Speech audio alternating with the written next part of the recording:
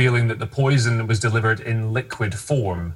The cleanup effort in the city is expected to take several months. Joining us to discuss that now, and also the suspected chemical attack in Syria, is the chemical weapons expert, Hamish de Bretton-Gordon. Hamish, good to speak to you. Let's start with Salisbury.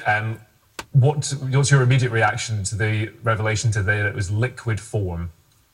Well, I'm not altogether surprised. Certainly myself and other experts have been suggesting for some time that it was probably a liquid, and I expect it's a gel, because it's apparent that this was put on the door handle of Colonel Skripal's house, and that's probably where he became contaminated.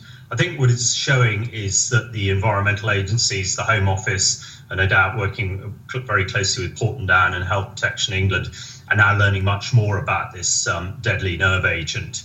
And that's crucial, because this is a very complex nerve agent that was used there. We're not quite sure if it had some sort of time delay in it or whatever, but it's very clear that the Russians have a significant advantage over particularly NATO with the use of this potential chemical weapon. And the more we learn about it, the better, so that we can put countermeasures and protective equipment in place that will protect soldiers and civilians against it in future. Let's move on to Douma. We're hearing from Syrian state television that OPCW inspectors have finally been allowed access to Douma around 10 days after the attack took place. Do you think they'll find anything? Well, it's going to be challenging, because we know that chlorine was used, and we highly suspect nerve agent sarin was used as well.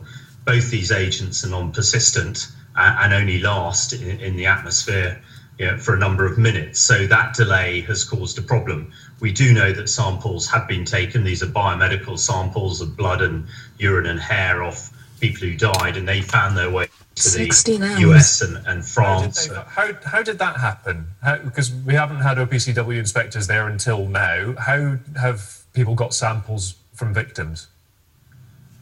Well, I think after the attack, people were very keen, and certainly I support OSAM, the Union of Syrian Medical Charities, who treated a lot of people, and certainly our standard operating procedure is to take samples from these sort of attacks that we've been doing for the last 5 years, and getting them out to agencies like the OPCW and to government so they can be tested.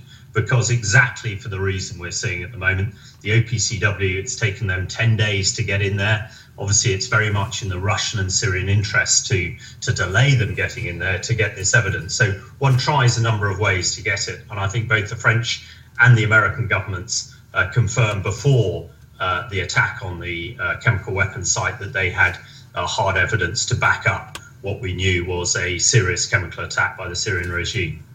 And we've heard from some journalists today, not least Robert Fisk in The Independent. He's been on the ground in Douma, and while not explicitly saying that no attack took place, he's said that there's no trace of it, and indeed a doctor who admittedly didn't see the attack has described it as burning rubbish in tunnels rather than chemical attacks. What do you make of it?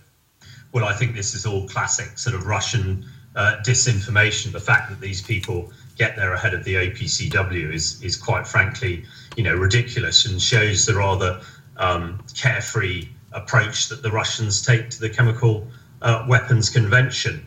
I think there is enough evidence, and certainly I spoke to our doctors the day after the attack who were in Douma dealing with it, and they were certainly explaining to me the various symptoms and the casualties, and it was very clear that this was a nerve agent attack. So I don't think there's any doubt. Whether the OPCW will find stuff, that is another question. Again, our doctors and people, many of whom have been removed from Douma, have disappeared in Damascus somewhere, many of whom have been transported to Idlib, have been saying that Russian police and Syrian forces have been all over Douma. People are absolutely terrified. They've been told not to speak to the OPCW. And there are a number of reports about sites being cleaned, especially the main site where the barrel bombs appeared to land. However, the OPCW, if they are allowed access to the victims, the dead and the injured, they will be able to take biomedical samples, that's blood, urine and hair, and they will be able to test those, which I'm sure would prove positive for chlorine and for a nerve agent. When you say you've been in contact with your doctors on the ground, are those people that are still in Douma or not? No, sadly they're not. Some have disappeared.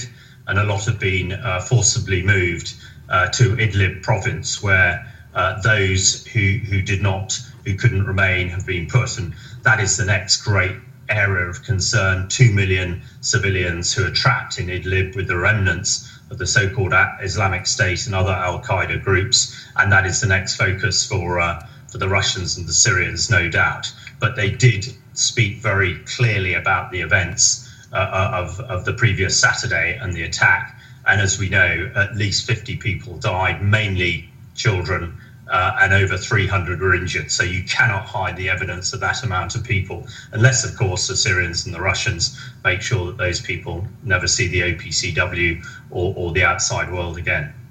Okay, Hamish, thank you for your time.